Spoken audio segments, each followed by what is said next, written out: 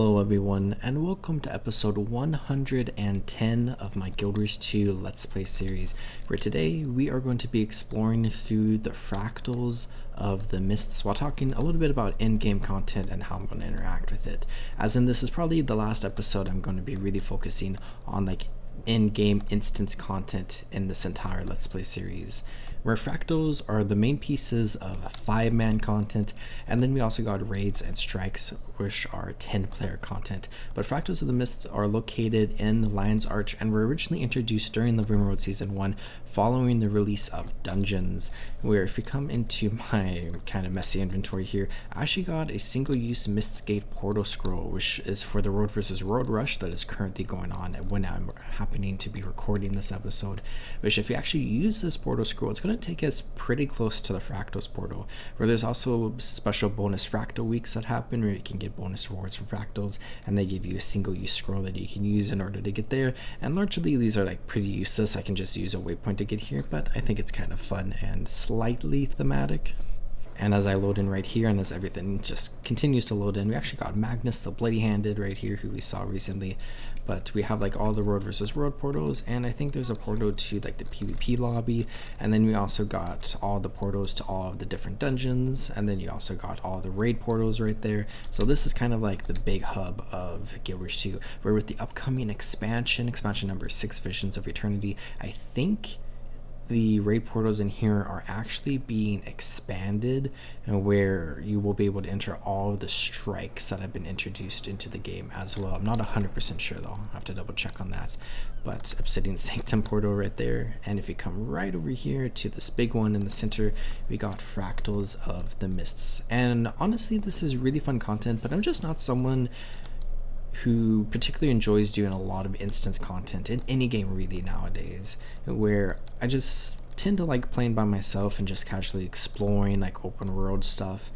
So I don't do too many fractals nowadays, but I have done quite a few fractals before, where when we come into the map selection, where we can either pick this from here, or once we enter into the lobby we can as well. But there are 4 tiers, where as we go up in each tier they become more and more difficult, and as we go up in scale within each tier they become more and more difficult as well, where we start at scale 1 and we have to complete scale 1 or join a group with somebody who has completed a higher scale in order to get to scale 2 uncategorized, where if you join somebody who's gotten all the way to 100, we can do basically any fractal in the game, but we just need to progress through this to get up to 100 if that is something we want, where I believe this is still how the system works. If you complete 7 right here, we will be able to unlock scale number 2. But if we are at fractal level 7 and we complete scale 4, we won't get to 8. We have to complete 7 or higher in order to progress that. And each fractal is basically an individual dungeon. So the name of this dungeon is Volcanic. It's the Volcanic Fractal. It's a very specific dungeon with different trash puzzles and bosses and stuff inside of it. And when we enter into the lobby, we get this really fun loading screen art, and it really focuses on the idea of the mists, where fractals as a concept is really cool because when you're doing serious research, good help is hard to find. But I need good help. You see, we've turned fragments of history from the aether into solid places. My crew calls them fractals. They exhibit some unpredictable behavior. We've sent teams in before, but they don't always come out. Maybe you can be of service. Simply enter the fractals and make them safe enough for us to do our research. It's unclear precisely what you'll face. Perhaps a few anomalies, but nothing of concern. The work may not be easy, but like my mentor always said, never waste a golem when you can use a volunteer. Especially when it's mutually beneficial. If you make it back in one piece, you get to keep what you find, and my crew gets knowledge. But I'm not worried. I know you can handle it.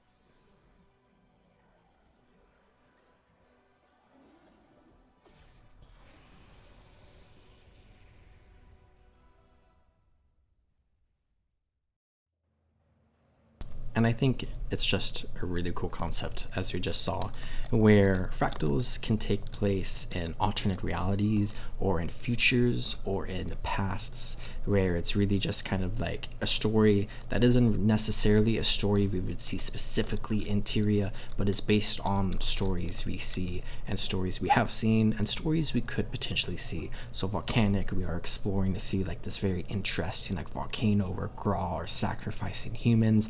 Urban battleground, we get to relive the Charasot on Ascalon.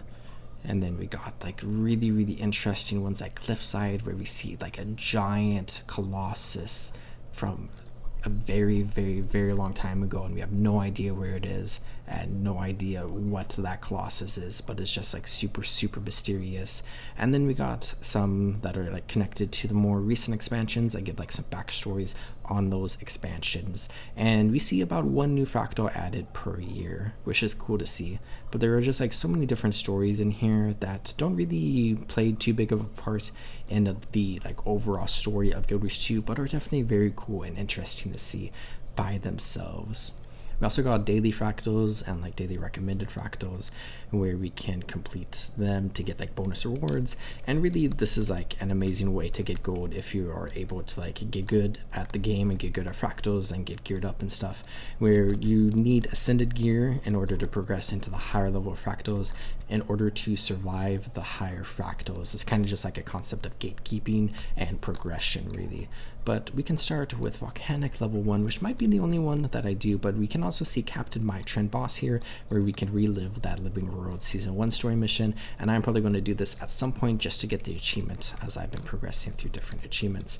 But if you come into the looking for group tool here, we can go ahead and scroll down here to Fractals in the Mists, and we can see Initiate Skills 1 through 25, where we have 5 and 7 challenge mode for Ad Infinitum that people are doing here.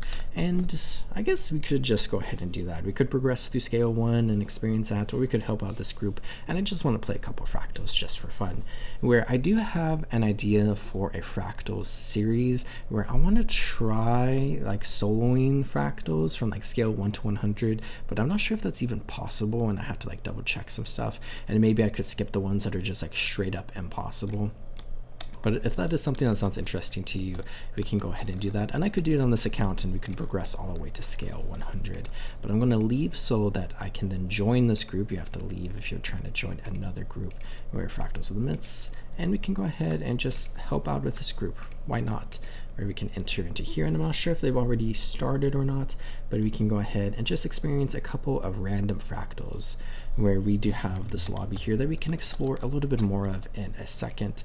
And I can come into here where we are doing Swampland and Aquatic Ruins, I believe, which is two like pretty fun fractals, where a lot of people don't like Aquatic Ruins, but both of these are actually dailies, which is nice. And Swamplands is really interesting because it's a fractal that was actually updated pretty recently, as in actually probably like, oh my gosh, what, 8 years ago, I guess? I don't know.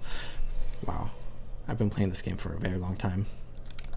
Or speaking of a very long time, way back in the day, fractals were a tiny bit different, where you like progress through the scales from like 1 to 100 as normal, but each like fractal you did, you would get like 3 random fractals that you had to complete through in consecutive order. And then once you completed all 3, you could go ahead and progress up a scale and get up to 100. But now all the fractals are set to specific scales, and they do get shuffled around when new fractals are introduced. But let's go ahead and join the group, and we are starting with Swampland, which is very exciting to see. And fractals can be fun to just jump into randomly like this, to just do a few random fractals every now and then. And again, these are like pieces of instance content, where we are doing challenge modes, which they're not like too challenging, but the boss is going to be a tiny bit more challenging, and I do need to remember everything we need to do. So at the start here, we got a puzzle, I believe, where we are going to have different little orbs that spawn. And speaking of which, I actually don't have Miss Locke's singularities unlocked, where let's go ahead and run around this way, and we can get to this wisp right over here. And then we can wait for the group, where the Mossman's attacking us, which is not a good thing. And it looks like we have started, where typically we would have everyone say ready, but looks like somebody grabbed it, which is okay. except what I'm experiencing right now is not okay. But since we are in scale, or tier 1, it is significantly easier than doing like say tier 4, where all the fractals are just harder in every way stats wise, but also more mechanics that you have to learn.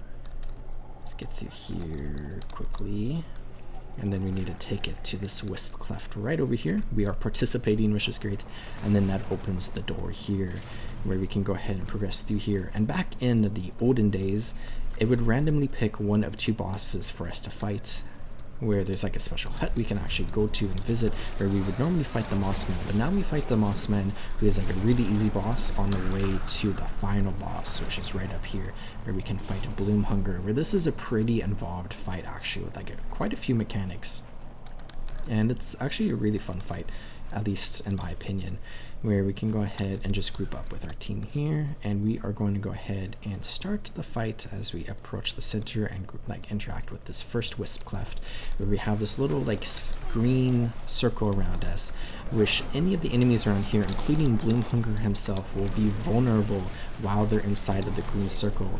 And if they are not inside the green circle, we cannot hit them. And then every 25%, Bloomhunger is going to go back to the center, and then all these random enemies are going to come around towards the green circles, and then we have to kill them while they're on the green circle in order to progress this bar. But as we just saw, the green circle is going to move around every now and then.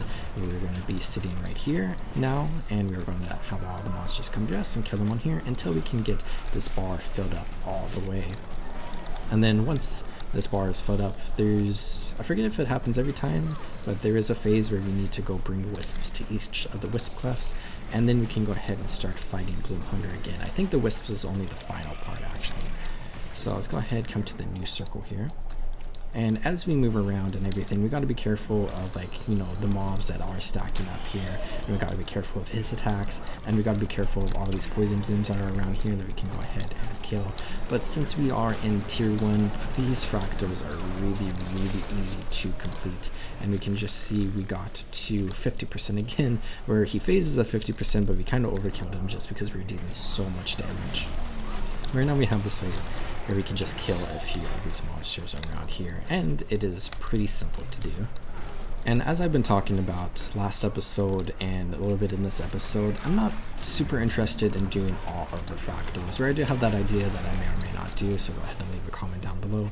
But when it comes to like other pieces of instance content, I'm just not super interested, because they do slightly connect to like the Guild Wars 2's like entire story, but they aren't like super important, and there's just like a lot of stories in Guild Wars 2 that we could potentially look at in the future and come back to, but I'm really mostly interested in like the main story, where, speaking of which, or not speaking of which, we need to go and grab this wisp over here and return it. I didn't realize it phased. Where we also got the Twilight Arbor Aether Path, where we can go ahead and go into the Aether Path if we wanted to, and we could experience a lot of stories related to the Aether Blades, and we can see some of those like clockwork monstrosities, where we just got an achievement, which is fun. And then we can learn a lot about Scarlet Briar and her connections to Kaith, as they are both Savari, where Scarlet Briar is a second-born Savari, I believe, compared to Kaith being one of the first 12 firstborn, which is obviously a very interesting dynamic. And as I've said, that dungeon path is cool, and the story is cool, where we just deal with like more Aether Blades and deal with like another one of their strongholds. And maybe one day I will highlight it in some form, where I have highlighted the raids on my channel, and when we get to like the appropriate points, I'll go ahead and link those videos, where I don't really want to do the raids in this Let's Play series, because that's like a lot, where playing through a couple of fractals is definitely pretty easy to do, and instance content in this game is really, really enjoyable, and I like it a lot, but just doesn't make a lot of sense in the greater context of this Let's Play series, where we are now in the underwater fractal, I believe it's called, where we can go ahead and start the challenge mode, and then we can start swimming around actually, which is very interesting to see a piece of underwater in-game content in Guild Wars 2. And when we get to like tier 4, this fractal is like towards the beginning of tier 4, so you never experience like a super difficult version of this fractal, because it's not a really popular fractal. It's maybe the least popular fractal in the game potentially, but it's still kind of cool to see and play through, where it's like pretty easy and straightforward, where at the start we have like a few crate, and I actually need to do this on my main account because they added something in here that I'm not sure if I can even get right now, but we can kill crate, free some fishers, and there's another villager over here that we can go ahead and free as well. And then we can go ahead and begin progressing through like the bulk of the fractal, where there's going to be like 2 different paths, and it will randomly select one of the paths, and one of them we have to like light up things in order to like not die, and the other we get transformed into a dolphin and we have to like evade a bunch of crate, where it looks like it is the dolphin one if I recall correctly, where we can go ahead and swim through here and get transformed into the dolphin, where we have some special abilities, and only one person has to get to the end, and then we could GG and respawn at the end. But we can reveal hidden crate nearby, we can gain some swiftness, and we can gain some stealth, and we can also revive allies, which is nice. Where, let's get through here. I see this one crate right here, and then I'm not entirely sure what swimming through these like little whirlpools do, but I guess we could just try to get through it. One person is very good at this, and they are swimming straight through. And it seems like a lot of the crate are kind of focused on like the first person, and I think we can like cut through here maybe very quickly. And then I think this might be towards the end, where we got Flawless Finfoil Foals, which is actually really fun because it just got a mastery point, and I need some mastery points actually. So let's go ahead and get through here, where there are quite a few mastery points in the Fractals of the Mist. So if you are trying to like progress your masteries, doing a bunch of fractals is going to be really helpful, especially since you do actually get a ton of experience, and I'm currently capped out on experience, so it doesn't really matter too much. Let's go ahead and help with this crate warden here, where I'm not sure what the challenge mode is. Final boss is more difficult, where we saw the final boss of the one we just did was like technically more difficult than normal, but still very easy to complete. Let's go ahead, kill this crate warden, who is not the final boss, but kind of similar to the Moss Man in the previous fractal. Slightly bigger boss before like the final big boss. Here we can swim through here now, and of course we see like underwater like combat and like scaling and like balancing and whatnot, where we use our underwater gear in this fractal. And I'm actually kind of trolling right now because I'm in combat. Where, let's get out of combat so our friends can respawn. There we go. And they could all respawn there. So that's actually my bad. But as we swim through here, we actually got a great obelisk shard down there, which I think we might want to get. It's kind of a little bit of a spoiler, but I think there's also like some other stuff too, potentially. Where we have this big boss here, the jellyfish beast, and I don't really remember the mechanics too much because I think it's been changed a little bit over time, but I think we have to drag him to like these like electrified cages, and then occasionally he will like consume one of our allies and we have to like break them out, or they break themselves out or something. Now let's go ahead and just deal as much damage as we can here, where we can just help out. We can also see our personal fractal level is now level 2 since we completed the first scale, or the first fractal, which was like scale 4, so we gained a bonus level. And after this it will be fractal level 3, which is exciting. Where we have, oh that's right, elite crate diviners here who are energizing the jellyfish beast, and we can go ahead and help out by killing him, and then we can go back over here to kill the jellyfish beast down to 50% at least. Here we're down to 46%. Now we have this elite crate diviner here that we can go ahead and attack.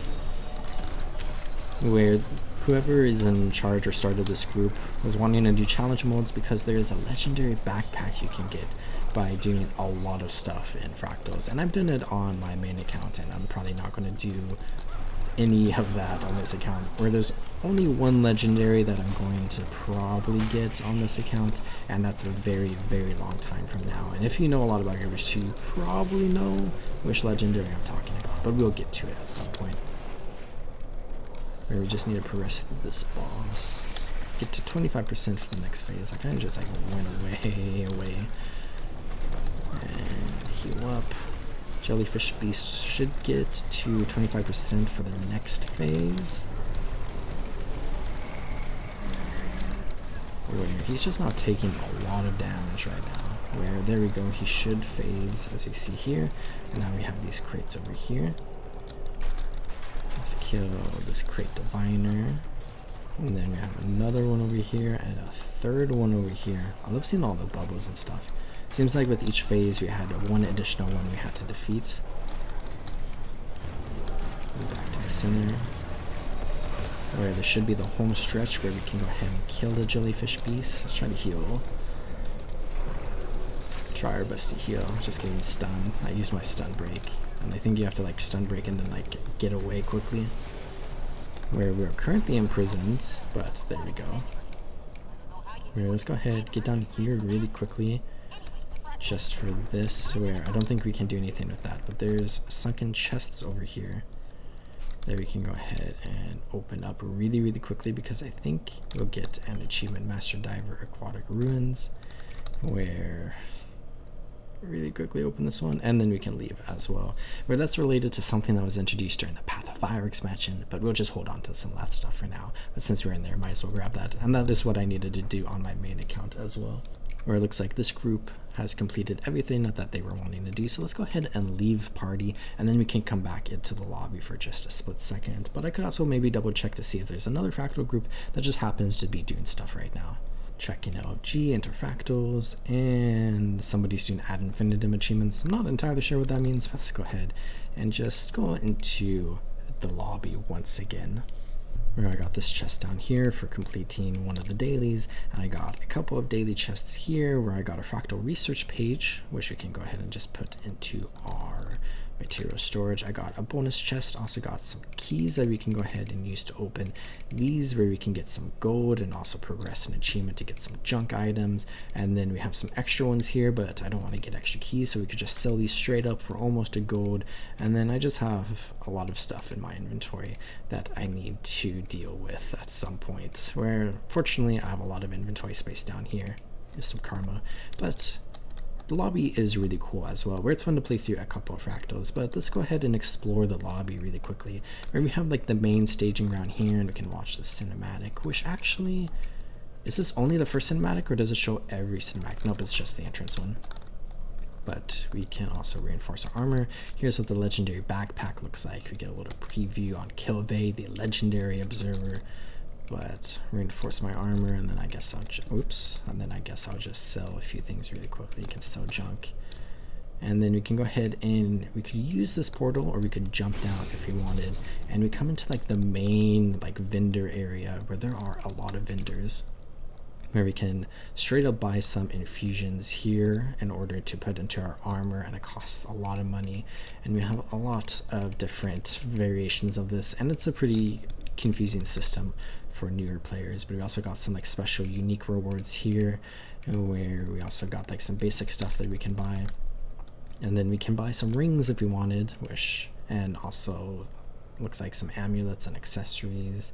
And then we got legendary components with nothing available for us. A laurel merchant right here, where this is just like a basic laurel merchant. And then we got bling 9009, where this is like the massive prestige vendor, where there are a lot of things you can buy here, and they are very expensive. Infinite Mist Offensive Potion is like a really cool item that you can get, where you just permanently get buffed in the Fractals of the Mist, but you need 8,000 fractal relics. And Dune 2, I just got 11, and then we also need these, but these aren't as big of a deal. And then we got Dror here, who is actually a reference to a Guild Wars 2 content creator, which is really cool to see. Hopefully I pronounced that correctly. Where we got another prestige thing here, where we can permanently increase like the amount of gold or karma or whatever we can get.